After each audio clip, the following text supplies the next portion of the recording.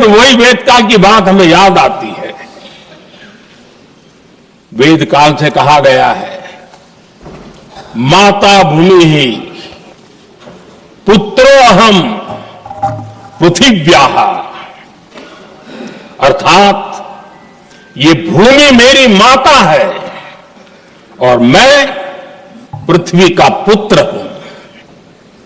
आदरणीय अध्यक्ष जी, यही वो विचार है जिसको प्रभु श्री राम ने भी लंका के वैभव को छोड़ते हुए कहा था,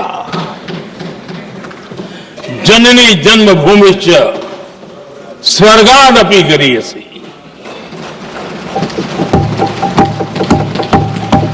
वंदे मातरम यही महान सांस्कृतिक परंपरा का एक आधुनिक अवतार है।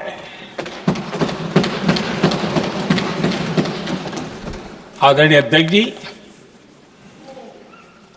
बंकिम दा ने जब वंदे मातरम की रचना की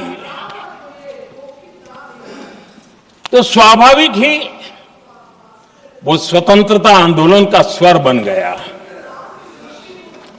पूरब से पश्चिम, उत्तर से दक्षिण, वंदे मातरम हर भारतीय का संकल्प बन गया।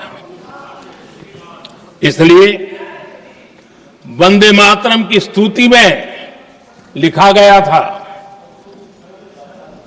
मातृभूमि स्वतंत्रता की वेदिका पर मदोमय, मातृभूमि स्वतंत्रता की वेदिका पर मोदमय, स्वार्थ का बलिदान है यह शब्द है वंदे मातरम।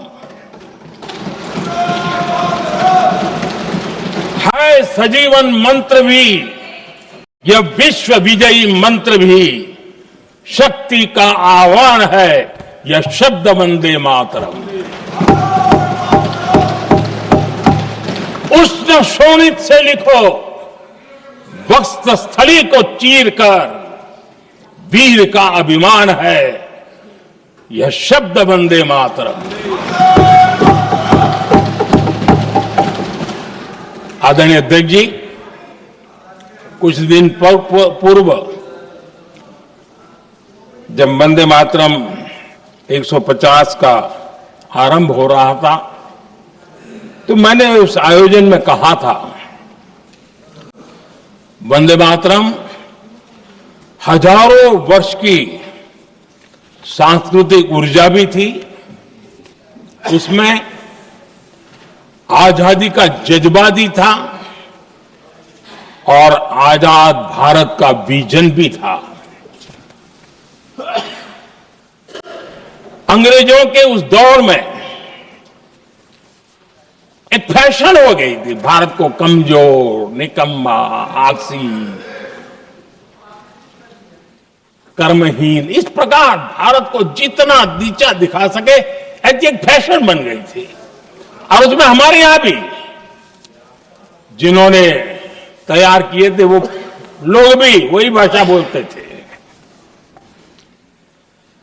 तब बंकिम दा ने उस हीन भावना को भी झकझोरने के लिए और सामर्थ्य का परिचय कराने के लिए वंदे मातरम के भारत के सामर्थ्यशाली स्वरूप को प्रकट करते हुए आपने लिखा था,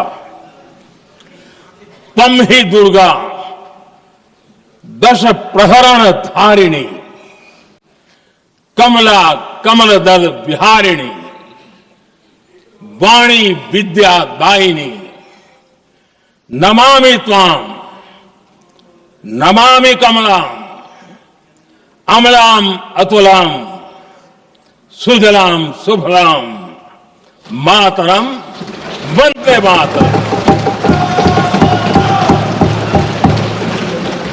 अर्थात भारत माता ज्ञान और समृद्धि की देवी भी है और दुश्मनों के सामने अस्त्र शस्त्र धारण करने वाली चंडी भी है। अध्यक्ष जी, ये शब्द, ये भाव, ये प्रेरणा गुलामी की हताशा में हम भारतीयों को हौसला देने वाले थे। इन वाक्यों ने तब करोड़ों देशवासियों को यह एहसास कराया कि लड़ाई किसी जमीन के टुकड़े के लिए नहीं है। ये लड़ाई सिर्फ सत्ता के सिंहासन को कब्जा करने के लिए नहीं है। ये गुलामी की बेड़ियों को मुक्त कर